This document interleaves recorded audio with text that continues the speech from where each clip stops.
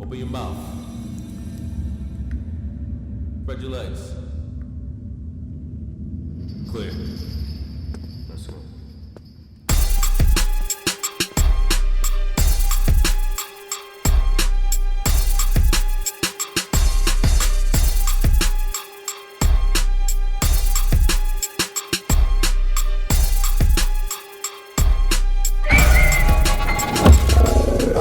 What up, what up, what up? It's your boy BX Tone. Back at you, dog in the yard. Today we got Coach J on deck. Did 24 years, went through mad trials and tribulations, came up on the Lower East Side. Listen, yo, he's here to share a story with you today. Let's get into it. BX Tone, dog in the yard. What up, what up, what up? It's your boy BX Tone. Back at you, dog in the yard. Got my bro, Pistol Pete in the building. Today, we got a real one, or I should say another real one. We got Coach J over here. What's up with you, baby? How you feeling? How you doing? Thanks for pulling up. Peace. Coach Likewise, man. What's up, Pleasure. brother? Right. Appreciate the gift, brother. Yeah, no First doubt. and foremost, man. No doubt, Appreciate man. it, man. That's right, Keep doing that's your right. thing. That's what's up. After 24 years in the penitentiary, Coach J back. Talk to me, you know what I'm saying? Tell us about, your upbringing, you know what I'm saying? Kind of, what led you to actually doing a 24-year sentence. I think you've done like over 4 decades overall, but just now, this was 24 years straight. You've been back, almost just about 3 years, 2.5 years? Yes. Right? And you doing good, feeling good. No doubt. So tell us about the Healthy. early days of Coach J. All right, so I was born and raised here in the Lower East Side. 2 doors from here. My father used to own a lot here. My parents migrated here back in 1960s. My grandparents migrated here in 1951. Got you. Okay. Before there was even the Alfred E. Smith projects, it was 3 family houses on the South Street area by Brooklyn Bridge. Primarily, both of my parents, were banging at the time. My mom was a Dynamite Warlord sister, and my father was a Javelin from the Lower East Side. What years was that? In the 60s and 70s. Got you. Shit, way before our fucking time. Yeah, that's a fact. my father's a Vietnam vet too. Kudos to all the best out there as well. Absolutely. Definitely. Salute to the veterans. Yeah, I was raised primarily from the age of 8 until the age of 15 with my grandparents. Being that both my parents were out in the world doing their things. You know what I'm saying? Not that I'm knocking them, because nobody was trained to be a perfect parent. You know That's what right. I mean? That's a fact. And there's no handbook to teach you how to be a perfect parent. That's right. You know what I'm saying? We have to learn through experience, because I myself am a parent and a grandparent. So, I can speak to the truth of that. Yeah, both my parents, being that they were out and doing them, my grandparents took up the torch of raising 5 grandchildren, plus they had 18 kids themselves. Got you. Got you. Wow. And one thing that I could pay a tribute to is my grandmother, who always instilled in me to do the right thing, to stay in school, and to be a leader to my siblings. I'm the oldest of 9 siblings. Got you. And I was always into sports and music, because most of my family members, they're into music and boxing as well. My uncle was WBC middleweight champion in Puerto Rico. I have Miguel Cotto is also my mom's cousin, my mother's cousin. Got you.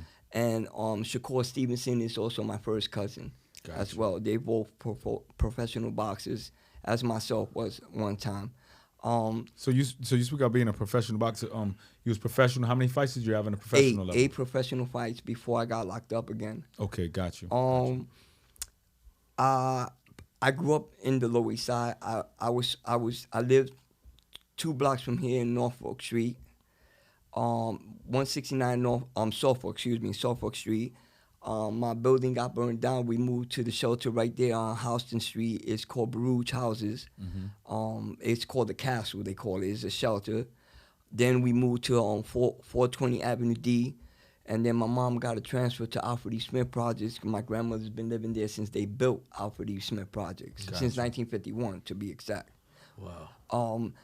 So you can give us your full name, because you have 8 professional fights. Some people might want to kind of look you up. My full name is John J. Santiago. Got you. Okay, And how did all of that moving, did that kind of shape the way you seen the world, like all of the moving around and the different things that you just explained you experienced as a younger person? Yes, I started training at the age of 8. Got you. Okay, I got into a situation with two brothers in the park because they had injured a black sister with the swings. So I got into a fight, and my uncle grew up with two of the coaches. One of them was Juan Laporte's trainer. His name is Carlos Espada, and the other one was Coach Hyman. And they grew up in the same hometown in Puerto Rico. So they were watching me fight two guys, you know what I'm saying, at the age of 8, and I wouldn't give up. So that's how I got into boxing, really. Got you. You know, lo and behold, I didn't know nothing about my uncle being a professional fighter and anything about that until later, later along the line in my years. Got you. So I got into the gym. It was called Los Altos Boxing Gym on 4th Street and Avenue C, right here in the Lower East Side. Got you. I started training under Juan Laporte, who was the WBC featherweight champ of the world, who Wilfredo Gomez was the one that took his title away from him back in 1981 in San Juan, Puerto Rico. I stood with the boxing until, I think about I was 15. During that time, the roller skating era came and breakdancing came into effect. I was heavily into roller skating. I was doing freestyle roller skating. I was the Starlight Rollers. That was the name of our group. There was several groups here in the Lower Side, but that was our group. And I did freestyle skating, and I also got involved with breakdancing at the same time. I learned how to roller skate and breakdance at the same time. And you were boxing? Yeah, I was doing all three of them. You're an athlete. You was all yeah, around and the I board. played baseball because that's my passion, baseball. And martial arts. I took martial arts as well. My brother's as we speak, he's a martial arts instructor. You was an active kid. At least you was an active young man. Definitely. I was always into sports. My thing with sports, I love to dance. I love to music because my family, primarily a lot of my family members are musicians and singers. Okay. What's your ethnicity? I'm Puerto Rican, Taino, and African. My man, got you. And I love the fact that you know that.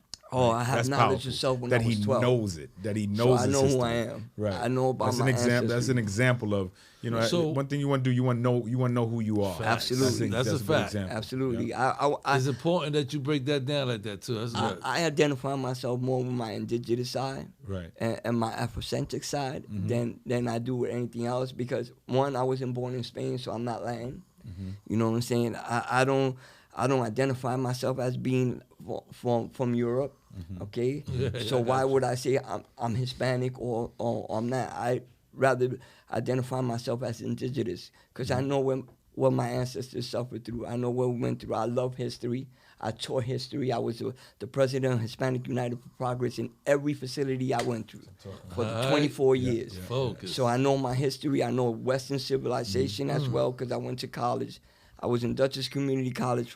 From there, I transferred over to John Jay College at Otisville Correctional Facility. Hold on, we skipping. Yeah, all right. We want to talk about.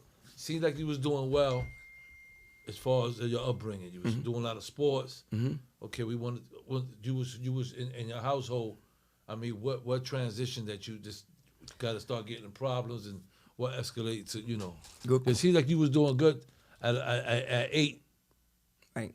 Even All the way though to you the was age fighting to my and shit. teens. Yeah. Even though you was having fight two guys and that, but I you was fighting doing a good. lot in school Okay. too. I'm a catalyst against bullies. I'm a bully against bullies. I believe in that. You know what I'm saying? I was bullied. You know what I'm saying? I was bullied. Because I was always skinny. And I always had to prove myself that you're not gonna mess with me because I'm skinny or because I look like I'm white. Because most people think that I'm Italian, and I'm not Italian. You know what I'm saying? So I always had an issue, and then I was raised around a lot of racism, a lot of prejudice with the Irish and the Italians, because I lived in the Lower Side, and primarily this is all immigrants. You know what I'm saying? And they had control of all this area back then in my time. I'm a 60 baby. I'll be 61 in 5 months. Got you. You know, so God bless. yeah, and but I want to touch on what you were saying, right? I started transgressing against my parents because one, they were not there. All right, you made us, you brought us into this world, so we're your responsibility. We're not my grandparents' responsibilities. We're nobody else's responsibility as you two, because y'all created us, right? And it was hard for me, my transitioning, from being a 8-year-old kid into an adult, because I had to become an adult at an early age to be a good role model to my siblings, to guide my siblings, to protect my siblings, from harm's way, because, being that both my parents was in the streets, you know what I'm saying, they were not home. They wasn't paying attention to what was happening at home. I got you. You know what I'm saying? So I had to pick up the torch and be the adult at 8, at the age of 8, It's crazy because I had to walk from here all the way to Alfred E. Smith Project and cross my siblings, because at the time my sister was a baby and my brother was about maybe a year and a half old, crossing them, putting one on one side of the street, then going to get the other one, all the way till I got to my parents' house. And when I got there, my grandfather was angry at me and slapped me because he thought I was lying. I said, I don't know where my mom is. And I don't know where my dad is. You know what I'm saying? I'm here because we've been home for 3 days and I don't know where they at. And I'm afraid that my neighbors are going to call the cops and then we might be getting separated. And how old were you when that took place? I was about going on, I think, 10 or 11. That's a lot for a young brother, man. 10 Just to even have that responsibility. Yeah. That worry. Yeah, You know, yeah. oh man, let's go to grandpa because at least you knew it, because if not, they're gonna call. The next door neighbor's gonna call, and they're gonna come and get us. Or call and separate BCW back They then. call BCW and then they take separate us and you. separate us. I got you. So I guess because I believe in God. I guess God was the one that was carrying me through my struggles, my life struggles, and I didn't want that. I didn't want it to affect my siblings. I didn't want no harm to come to my siblings. So I thought, like an adult, I memorized the streets. So when I used to go to my grandparents' house from here to Alfred E. Smith Projects on South Street, I memorized the streets. So that's how I got to my grandparents' house. Living with my grandparents, it was kind of difficult because I had an aunt, which I love to death. Don't get it twisted. She's the youngest aunt.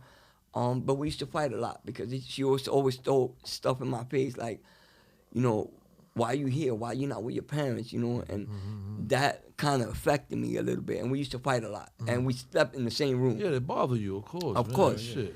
So moving forward, right? My mom met somebody, that she's with today. To this day, they got married, right? That wasn't the right person to be with then and now, to me. But that's just me. That's my opinion, my personal opinion. But she's happy. As long as she's happy, it's all good with them. But I still rebel towards her because I felt that she abandoned her duties as a mom. Regardless to whether you banging or not, right? I lived in the mother chapter. I lived in the clubhouse, so I know how it was, right? And her brothers and sisters that she was banging with was taking care of us. So why you wasn't taking care of us?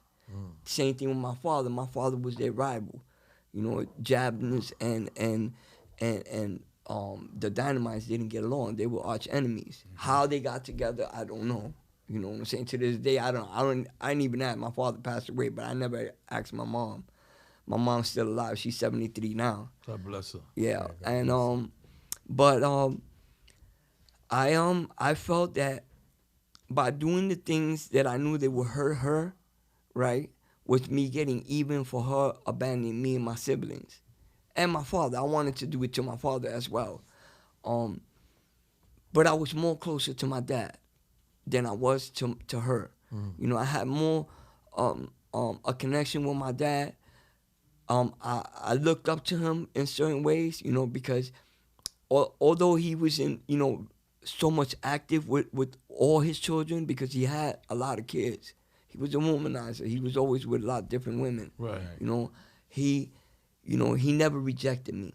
And I'm the oldest. Oh, that's great. I'm the that's oldest. That's great that he never rejected. Yeah, he never rejected the fact that, but the icing on this story is this, that the man that I carry his last name was not my biological father. My biological father's name is Carlos Ramos. He was drafted at the age of 17. My mom was pregnant at the time. For him not to get in trouble, he went.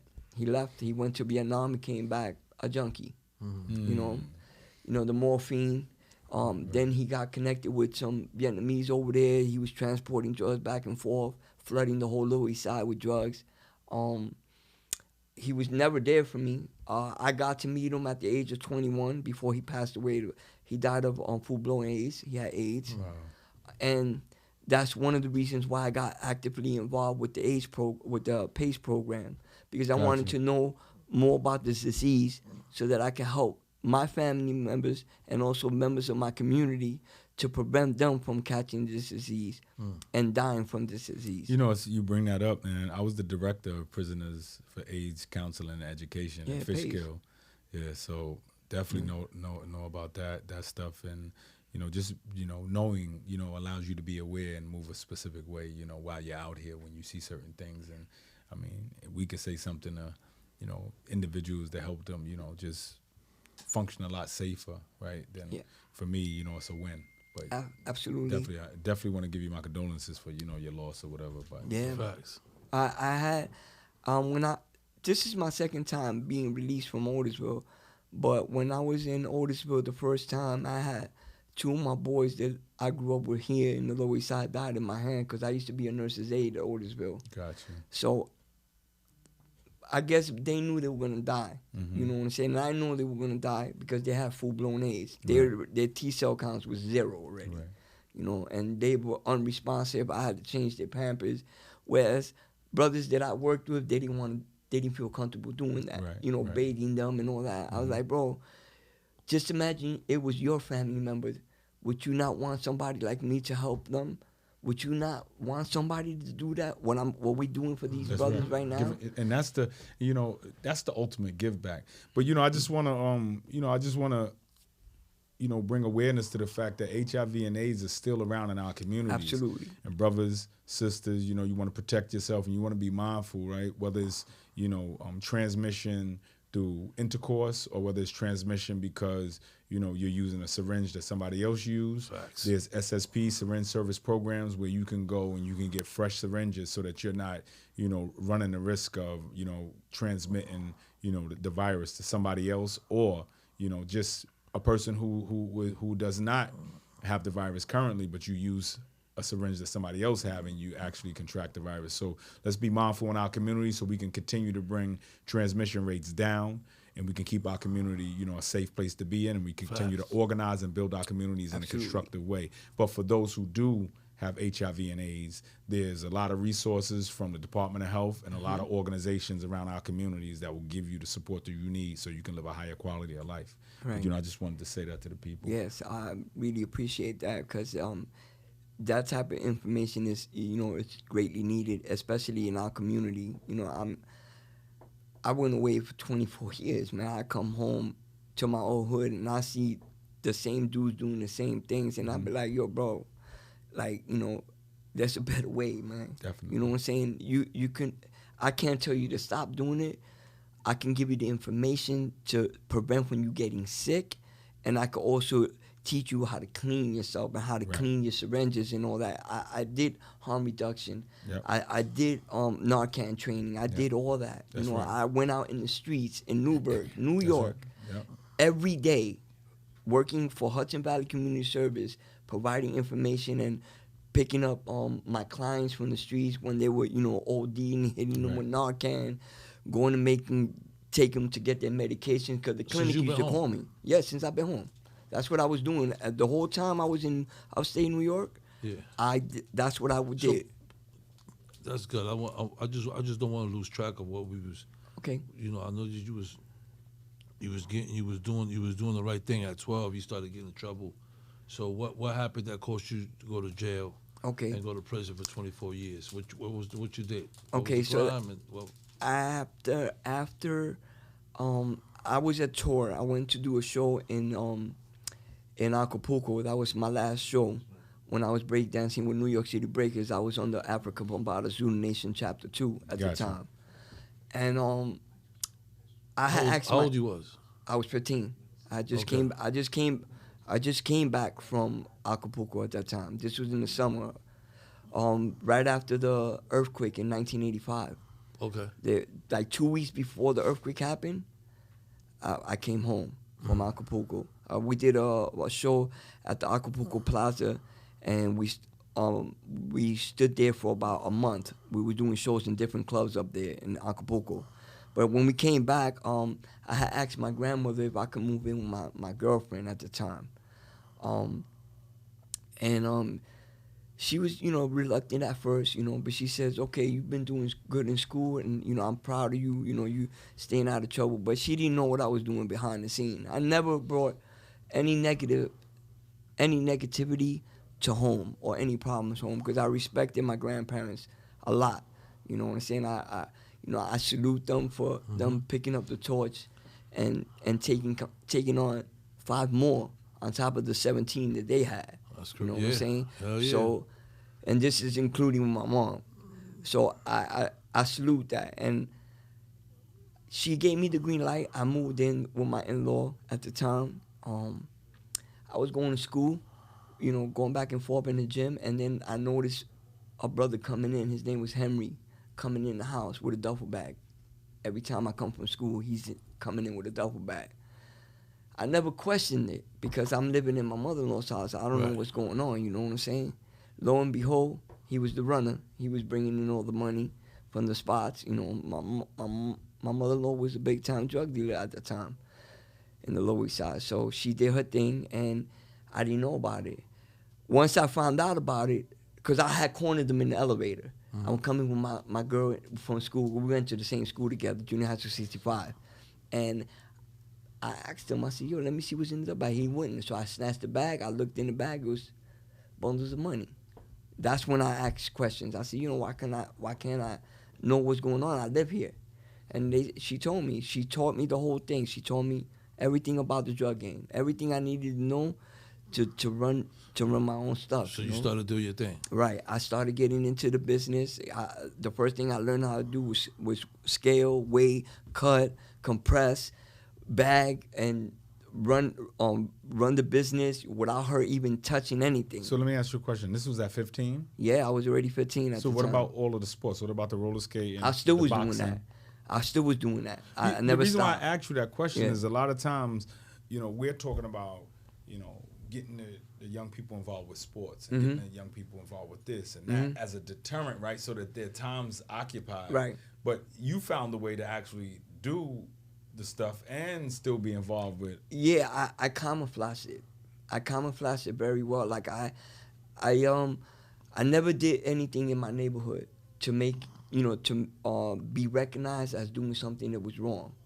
You understand? I always stay active in sports. That was my number one thing, and I was always going on tour with Africa Mabata and with other people too, and not just him. There was a lot of promoters, Rocksteady, Dynamic Rockers. I was going everywhere with them. So I kind of like wanted to keep it on a hush hush because I didn't want to be recognized and get into any hot zone or the spotlight on me because I never brought close home to my grandparents' house. I always used to keep it in my boy's house. No jewelry. I always keep it at my boy's house. So I think this is important, right, for Yeah. individuals who have young people at home, right? You need to pay more attention to the young people, right? Absolutely. Because some of the stuff that Coach Jay is talking about are things that you need Facts. you may be able to, take out of that playbook so you can catch your young people before they find themselves in a carceral environment. So the whole goal is to stop the school, the prisons pipeline. Exactly. The whole goal is to stop us losing our young people to the streets, right? So listen to some of what Coach Jay is sharing is important because some of these same things are still happening right now inside our community. Absolutely. So you need to be able to look at that. So just take us to your first prison. Okay, what led so you to your first prison? right up this block here on Houston Street and between Houston Street and Ridge Street, there was a Dominican store that we had. I had a partner. His name was Alex. May he rest in peace. 7 precinct officers killed him because he shot it out with them because they were trying to extort him at the time. We had a spot there, and the name of the material was called Rainbow. This is when freebase was out. It wasn't even crack then. It was called freebase. Early 80s. Early 80s. Right. All right. It was already blowing up. You know, when Richard Pryor got burned down with the ether and all that stuff. JoJo Dancer. Yep. That's right. Same The thing. movie. Yep. So, I was still in the dope game first, right? After that, I transitioned. I asked my mother-in-law, I want to do my own thing. You have enough people. Let me do my own thing. I want to move out the house. I want to take my girl with me. You know what I'm saying? I don't want to live here no more. So I moved to 172 Attorney, which is right up here, right up the block right here, with my girl at the time. I was 16 years old already, you know, and I was making a lot of money. I was making at least the minimum. I was making 10 stacks a week. Gotcha. The minimum. That was my minimum. I don't have no drug habits. I didn't get high. I don't drink. You know, I'm in sports. We talking about $10,000 a week in the early 80s. Yeah, and that was a lot of money then. Super nice. You better believe Yeah, it. that was a lot of money. It's still a lot of money today, but it was a Facts. super lot of money. 10 back a week is nice. early In 80s. my time, $1, you can buy a half a gallon of milk and a pack of Winston. You can't even buy a toothbrush for $1 anymore Yeah, that's today, That's a right? fact. That's a fact. But I'm not glorifying it. I just want to let the general public know, whoever's hearing this, I don't glorify what I did. Of course You know, I'm not. just speaking my story, because if my story can help save a life, that's what I want, to save That's a right. life. To save not one, but many, as many as I can, by telling my truth.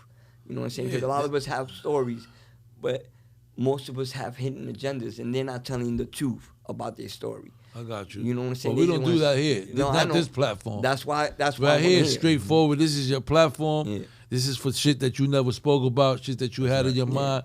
This is that voice that you never had. Right. But also too, let's something that you mentioned earlier. He mentioned harm reduction principles. Right. So harm reduction is this way of giving people information so that they can reduce the harm in their lives. Right. So we're done of the days of old of telling people what we think they should do. Harm reduction is about giving people information. So you know, if you smoke 10 cigarettes a day, you reduce harm reduction and practice harm reduction principles by only smoking 5. Right, but it's something that you do as opposed to somebody coming to you and making you do it. So he mentioned that harm reduction, and that's something that's real big. And you know, and with people who decide to use drugs, with people who overeat, it's about harm reduction. It's about reducing the harm that you accrue in your life. But take us to that first prison sentence. Okay, so then we got raided. My partner had a cousin of his that came from DR. He didn't speak no English. He sold to an undercover cop. I followed the undercover cop. At the time, there was a club called The World here. It was a disco club. And there was an Exxon gas station right across from our spot. I followed him. He got into a marked car. By the time I ran back to the store, I noticed there was cars flying towards us. So I went and I warned everybody, yo, they coming. This dude sold to undercover cop, they coming. I had $57,000 in the backpack. As I'm leaving the store, a TNT officer, like, I guess he was like 300, brolic. I'm talking about brolic 300. Smashed the door down, it fell on top of me. I was the first one they pinned, everybody else got knocked. They took it to the 7th precinct, to Booker's. I held it down. You know, I can't say that for the rest of them. Right. My partner held it down. The other dudes that he had with them, they all was telling. Gotcha. Because they never been locked up before, you feel me? Gotcha. I always knew from a young age, hear no evil, speak no evil, tell no evil. That's right. Yeah, Code of the street. that's the goal. That's the code. How much time you got out of that? What? How much time you end up getting with that? With that I got a situation? 2 to 6, a 2 to 6, 1.5 to 3, and another 1.5 to 3 for the weapons, because I got cold weapons too. So overall, how much time did you do? in that Altogether, sentence? I did the whole 2 to 6. I did the whole thing, You did. So yeah. you did 6 years. the whole 6 years. Right. You know? So then you came home. then I right. got re-offended again. And so tell us about that. Okay, Like so you going back up. I came on some rebellion. my daughter was born April 25th, 1987. I felt that the people that I was making money with, you know, that they were supposed to take care of my family while I was away, because that was the code we lived by. Right. You know, if leave no man behind, just like in the military. You know, make sure that if your bill is $5,000, yo, go bail tone out. That's If right. his bill is 15, 20, whatever it was, go bail Copy. out. That's right. Don't leave him in there, and go get the lawyer right That's away. Right. That's right. You know, that's the era that That's I what you came from. up That's with. where That's I right. came Yeah, up from. That's what of we course. came up That's what we came about. You know, so I end up getting caught up, you know, having dispute with the people that I used to work with. The brother that was my partner, he got killed. His brother took over his enterprise, and I felt slighted, man. Like, you know that I started this here. They were not from here. They were from 167 and Audubon. Got you. You know what I'm saying? So they were not from this hood. I caught heat from my people from this hood because I Because you brought brought them there. somebody else. You know I what I'm got saying? And then But now they wasn't giving you your just due. yeah, They didn't do and right then, by you while and you then was they were away. going to my father because my father was well known here. You know what I'm saying? They would go to my father and say, "Yo, they call me Johnny in the streets. Johnny, you know, he's overstepping his boundaries. You know what I'm saying? You know, we do. This is what we do. We talking about big time dudes Right, going right. to my pop." And I was like, you know what? I'm gonna go step to them. My father was like, "Don't do that." I said, "Nah," because I don't want them to think that they got every time I do something they got to come to you. Let them come to me. I'm in the streets. You know what I'm saying? You're not doing the things I'm doing. You know what I'm saying? So I didn't want no harm to my pops either. But I Right, already knew right. my pop is gangster. He ain't gonna let nothing happen to him Right, anyway. right. You know what I'm saying? But at the end of the day, I had to step up, and I stepped to all of them. I say, "You got a problem with me and my crew? Let's get it. Let's do this right now. Let's get it out the way. You can't tell me what I can't do in my hood. I live here. I was raised here. I brought Just y'all like here. you. And most of y'all came after me, or some of you were here before me, but you was in the cut. So now I'm in the open, and I'm making more money. So now you want to run me out the block? So tell us about the next case. So I got arrested again. I got arrested on right there on Pitt Street, right across the street from 100 Pitt Street. There's a church, and then you got the Boys Club, which is now 210 Stanton Street. It's a apartment complex, and then you had the Pitt Pool. She got caught again. Yes, I got caught again, but the only reason why I got caught was my competition. They send dirty cops after me. You know what I'm saying? Say, "Yo, he just got home. He been putting pressure on people. He just How long that before Wow, the like- first time? weeks." Weeks. Okay. Okay, so Yeah. So you go back for what kind of time? What kind of time you doing that bid? They gave me a 2.5 to 5 for that one because they Gotcha. couldn't pin nothing else, and I you- had a good lawyer Then at you that do time. 2.5 and come home when? I got home, I think 1990, 95, That's cool. 96. Yeah, that's cool. Yeah, around Did there. you do another bid after that? Yeah, So and I did another so, bid. So you came home and then you went back. Yes, and my fourth bid, So fourth how many bids did you do all together? 4. Okay, good. My fourth bid was my long stretch. So 24. Yeah. Tell us about that. 24. Okay, so I had come home in 1996 February 27th. I came home, right? I met a girl from my hood. She also did time. She did a 1.5 to 3. I got together with her. At the time, I was a manager of a company called Natural Solution that had a lifetime contract with Universal Pictures Sony Theaters, which is the NBC building on 68th Street and Broadway. Yeah. It's the AMC Theater now. Gotcha. They changed the name of the theater. So go ahead. I met her, and you know, I tried to divert myself from being around the old crew. You know what I'm saying?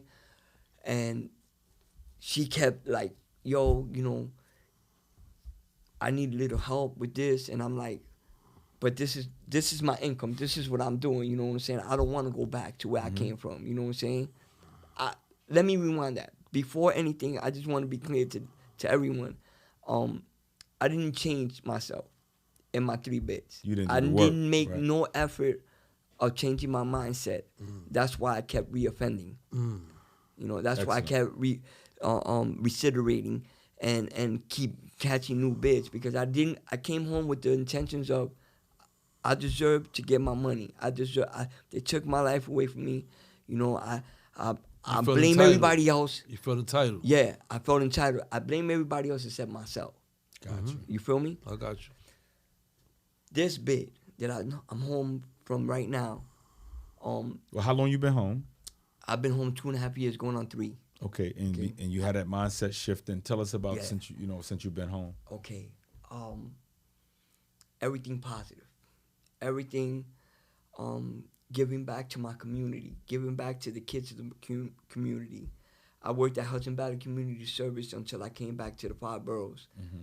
I was out in the streets helping, people, to clean their lives up, to change their lifestyle, teaching harm reduction, teaching how to use Narcan, even businesses, because I used to go to businesses and present, my company, which is Hudson Valley Community Service. That's right. I love to be in the suit because Coach felt J doing his thing. yeah, Coach J doing I his thing. felt like And he ain't even tell y'all about the boxing yet. yeah, I felt like it was about time to show that I can give back and that I am a catalyst of change. You know what I'm saying? That I did make a positive change. That I embraced change for what change is, because I understood change when I educated myself. And that's after 4 bids. Yeah, 4 bids. And then he said, nope, No more. not no more. But My it was through education that was transformative. Exactly. And when my daughter died, my daughter died of leukemia May 4th, 2002. I was in Shawanga Correctional Facility. I probably had like... Sorry for your loss. Yes. Yeah. Thank you. Sorry for your loss, my brother. But she was my epiphany. Her death was my epiphany for change. All right, I gotta give it to her. The credit goes to her, not for dying, but for her telling me in her last days of living that she forgave me for not being there. That was my change. That's right. That's Took when the I burden started off to of your change. shoulders. Yes. Allowed you to kind of just open up. Yep. I started getting involved. I was already involved with organizations with Osborne, Malcolm Davis, and Yep. I know Malcolm Elizabeth Davis. Gaines. That's right. Malcolm was the one that got me certified as the HIV/AIDS counselor by the Department of Health. He's I got one of the certified. first people that I worked with to Yeah. get my HIV certifications and get healthy relationship King. certifications. Him and King. I didn't work with King. I worked with Malcolm, and that was before he ended up going down to North Carolina, South Carolina. Yeah, he went and opened up do the his new own stuff. thing. That's right. Yeah. So, and I also was the director in Fishkill Okay. when I got there. Okay. Because okay. they didn't What year did you get there? 2019. Got you. All right. So you refreshing my came. memory. Yeah. So you came out, and then Oh. you started. You was doing all of these good things. Yeah. So but it was your daughter that helped you make the transition. when she died, I said, that's it. Like, I was in my cell for about a week. I didn't want to come out.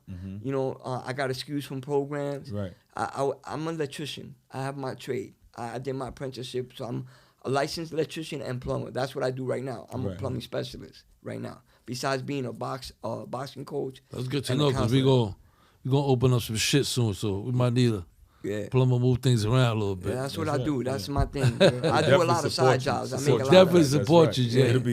It'll be a point of reciprocity. I appreciate Facts. that. That's right. I appreciate, because to me, like, I'm around. I communicate with brothers that are doing positive things at home, like Hamza from Rap, That's Jamel.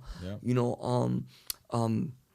What's his name? Julio Medina. Julio Medina, Exodus Transitional Everybody Community. that you all know them because you guys interviewed them already. Right. France that you just interviewed recently. That's That's right. my brother to the day that I leave this planet. Nice. Because he was a pillar to me. Him, there was many more. J Dub was a pillar to me. France, Stoneface. I can name 1,000 of them. Dominic DuPont. That's right. Tyson. Tyson. Yup. Yeah. His uncle, may he rest in Yep. peace. Michael Williams. Yeah.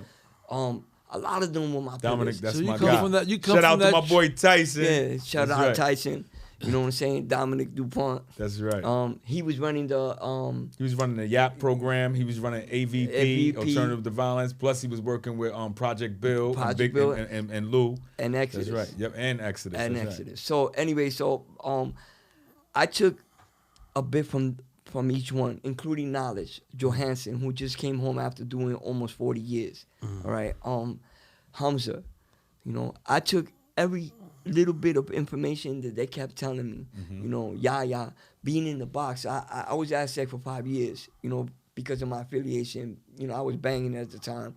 So every so time. you was involved with drugs? You was down with gangs? Yes.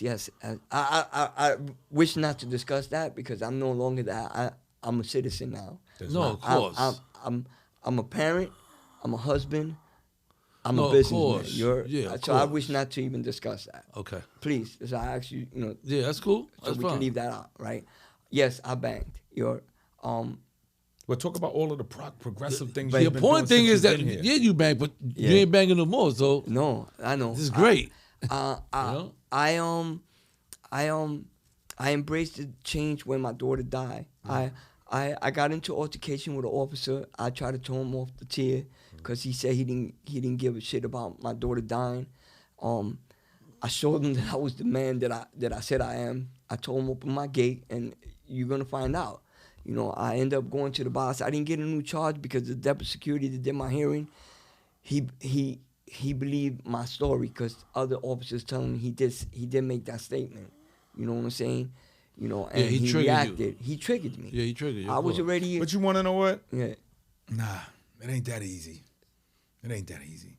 Just because you get triggered Yeah. doesn't justify your actions. Exactly. So we're not going to sit here and say he triggered you, so it was all right. No. Yeah, right? yeah, So yeah. we're talking about That's a fact. an incident that took place. Right. Unfortunately, but while fortunately, he didn't get the new charge. Right. But Coach J is here today doing dynamic things after all of those trials and tribulations. You know what I'm saying? You're up in upstate New York. You're cleaning up the community. You're Right. teaching young people boxing because you made a commitment to your daughter that you would do what? What? To give back, to be different, to redeem myself with her, and not being there for her and for my other children as well. That's right. I have a trans child as well. I'm not ashamed to speak about it That's because right. I love my daughter, That's right. regardless to That's what your family. what she is today. She's my child. That's I right. created her. You know what I'm saying? And I feel a lot guilt for not being there for her because her story crushed me because I didn't know what my child was going through while I was incarcerated. You know what I'm saying? That's right. Until I met my child at the age of 36. I didn't know that nothing about my child until I got to wanna commend Otisville. You being know what a I'm saying? man.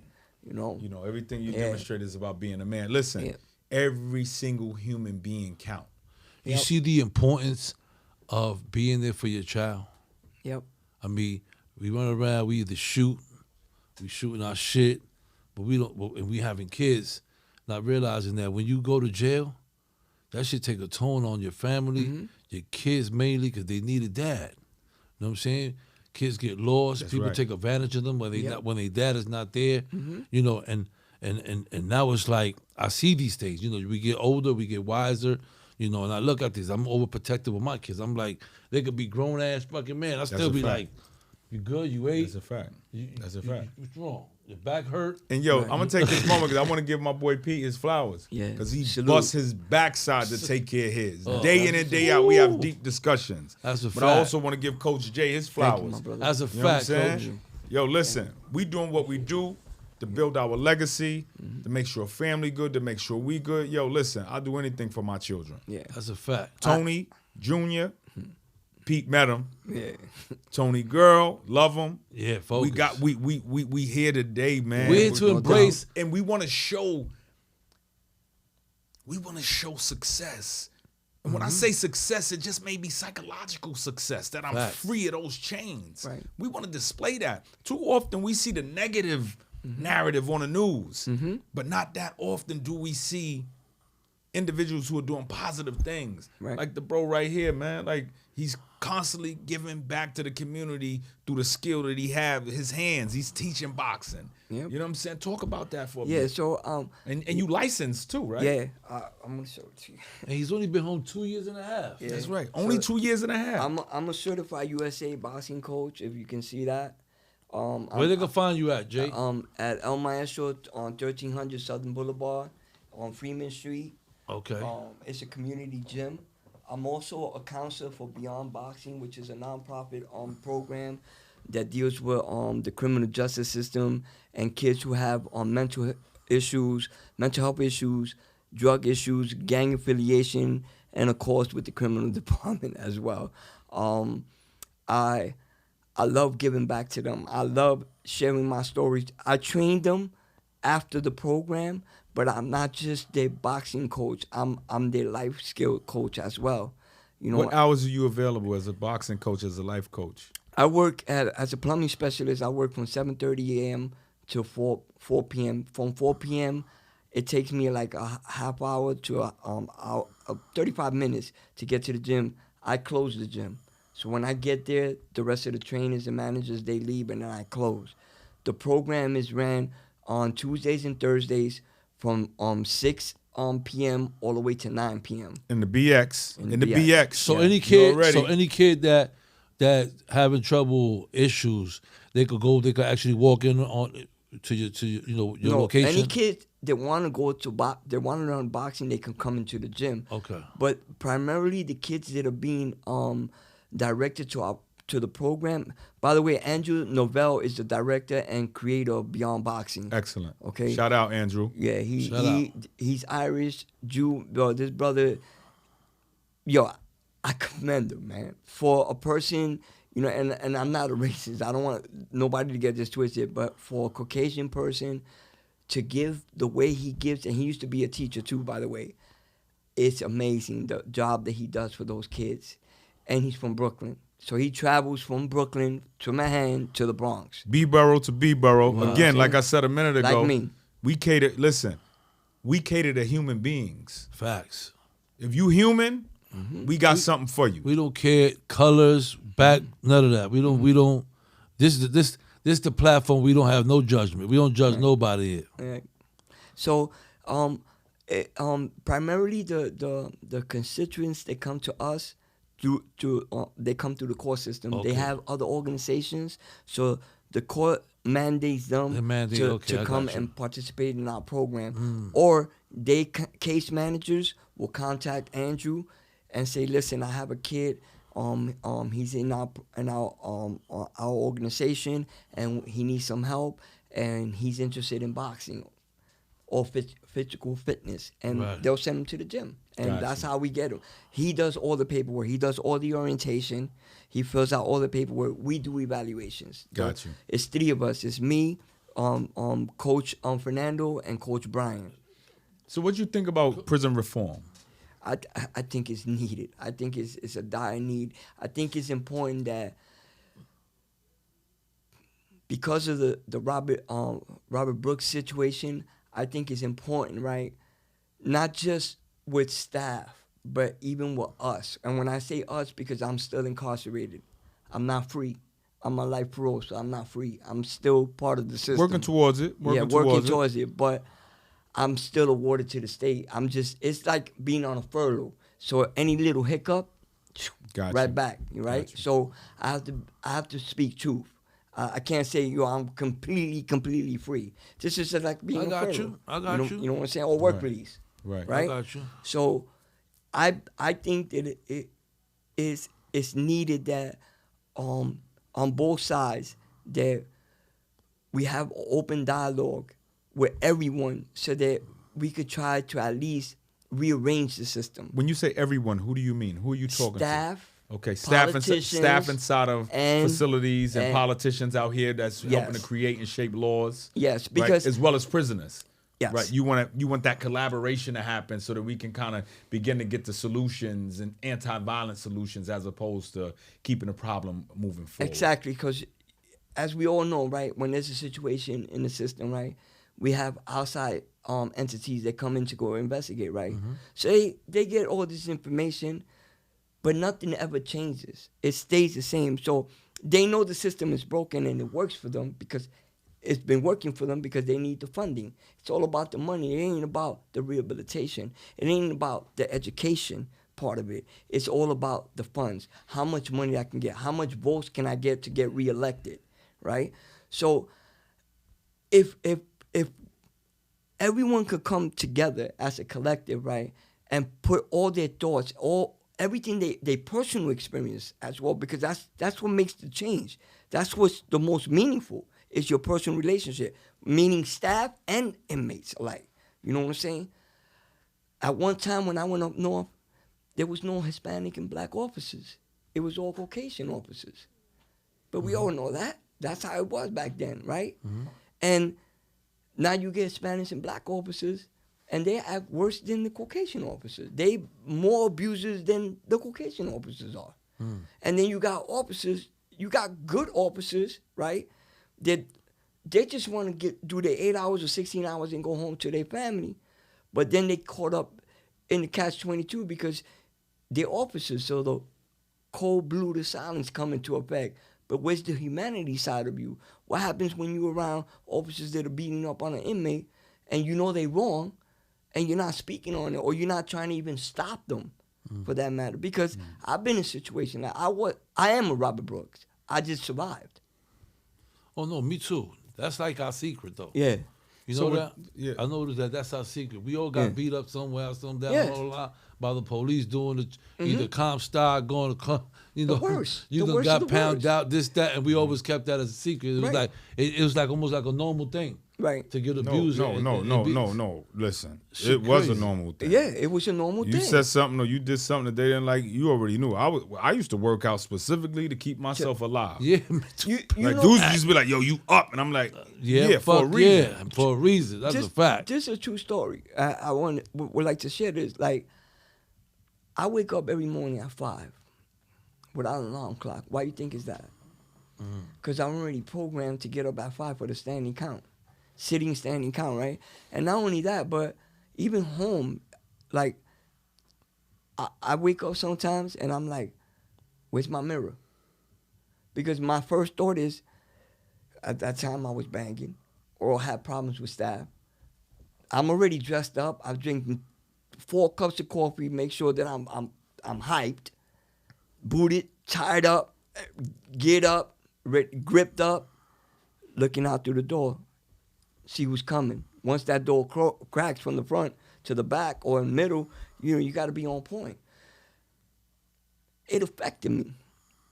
The box affected me a lot. Being isolated, not being able to see nobody. I can talk to you, but I can't see you. 1 hour rec, now they got multiple hours outside rec. Now they got programs. They got in-cell TV programs. You know what I'm saying? For mental health, so they won't lose themselves in there. At one time, I thought I was going to lose myself. And I had Yaya right next to me. And Yaya was telling me, yo, Jay, you all right? Yo, Jay, knocking on my wall. And I wouldn't respond. And then one day he said, yo, he told everybody fall back from the yard. Because, in Attica, everybody can't go out. No, not Attica, Auburn. Not everybody. It was 6 men to one area up in the roof. So he told everybody, yo, don't go to the yard. I want to talk to Jay. Go out and say, yo, he said, what's wrong with you? Why you not responding? I said, bro, I don't want to talk to nobody, bro. I just want to be left alone. I'm about to go crazy in here, especially with staff, because I was going through it with them at the time, and I didn't have nobody. My family was in there. I burned all my bridges with my family because in and out. You know what I'm saying? Yeah, the story gets old. Yeah, and they get tired. Of course. But you see, I didn't understand that until I lost my daughter, bro. Real talk. Until I lost my daughter. Losing your daughter was your beacon moment. That's it, man. That changed. Yo, Yeah, that's crazy. Pete, that changed my whole mindset. Like my thought process, my reaction, how I talk to people, how I react to certain things, my mannerism, how I further my education. I got my GED right away. Boom. I got my GED at Greenhaven. As soon as I got my GED, I was already certified for HIV/AIDS with Osborne. I was already in with that. AVP, I was a facilitator. Healings Community Network, I was a director and facilitator. Okay, I did every program you could think of. I started programming, and my peers was already noticing that I'm shifting away from being on that side. You know, Yeah, you leaving the yard a little bit. oh, there was no more yard after that for me. Now let me ask you. There's no more yard after that. There was no more yard after that. So you're basically saying that the solution for the mindset shift, the solution to change behavior is education. Education was it. Because you gave a robust, understanding of your experience. So our viewers, they kind of see what you went through. They kind of see your transition. You laid it out, and I love that you did that, right, as we come to a close, right? But the solution ultimately, from what Coach Jay is saying, Education. is education. Nah, education is it. And you may not necessarily have to go to college, Mm-hmm. You can have right? a GED. You could have a GED. Yeah, And just be a your GED, facilitator. But yeah. the goal is to educate yourself, get around individuals that can take you from point A to point B. Facts. So, Yeah. with that being said, prison reform is in need as far as Coach Jay is concerned. It is. And I submit to you that he's saying that Yeah. by having more educative experiences, by having different programs in place that individuals can take advantage of, Facts. that is the true solution Yep. to transforming yourself, to having a mindset shift so that you can get out here and do exactly what Coach Jay is doing, Yep. exactly what I'm doing, exactly what Peter's doing, Right. being part of the solution. Who you want to shout out, Coach Jay, before wanna- we wrap it Before up? you shout anybody out, Yeah. little message for the young brothers and sisters out there. Coach J, man. Okay. I was at a Danny Garcia fight a few weeks ago, and I had interview Tefimo Lopez, and I wanted him to give a message to our youth in our program and in our gym. Right. I want you to look at me. Right. I'm gonna be 61 years old. Right. I changed because I wanted to change. You could do the same if you want to change. If you want to be a better you have to learn how to accept your faults, and you have to move on from your faults and use your struggles to be your strength to be successful in life. You have to do it. Not me, not Pete, not your higher power. No one can do it for you except you. Stay in school.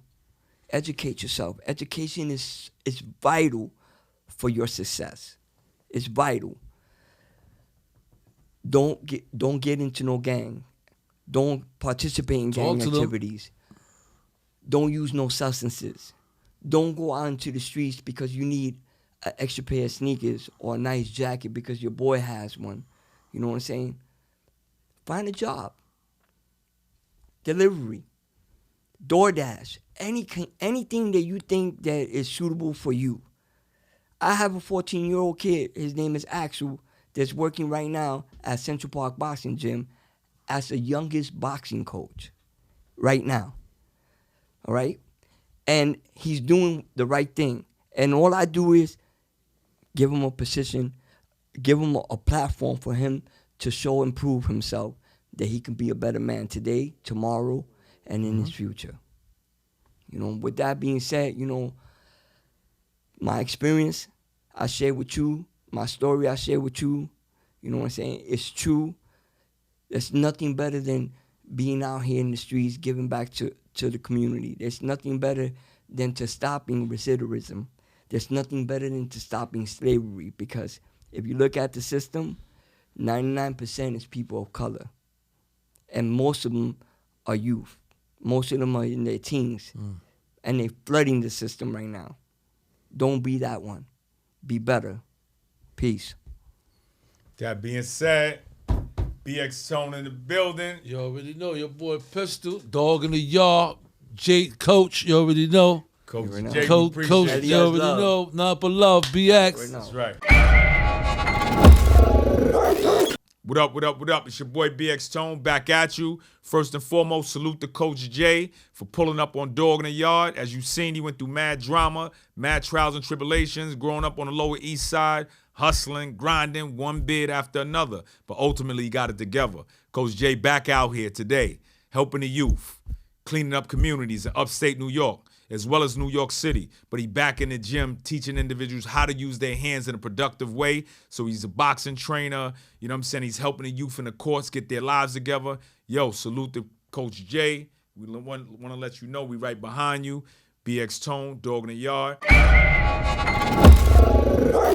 Welcome to Infinity of Inglewood. My name is Antonio. I'm the business manager.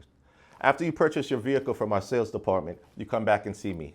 My job is to make sure to get you the best interest rate and best financing as possible. We get everyone approved. We also offer extended service plans like warranties, gap insurance, and tire and wheel to secure your loan. Our operating hours here are from 9 to 8 Monday to Thursday, 9 to 6 Friday and Saturday, and we're off on Sundays. Our phone number here is 201-429-9800. And we're also located in 60 Rockwood Place, Inglewood, New Jersey. Our job is to make our clients happy, so come on by and check us out. Dog in the Yard is about second chances. I bring those same opportunities to real estate, not only here in Tampa Bay, but throughout the entire United States. I'm Gustavo Torres with Florida's First Choice Realty. I make real estate moves simple and stress-free, helping families and individuals like yourself find stability through buying, selling, or investing. From the yard, straight to your front yard. Whipping it.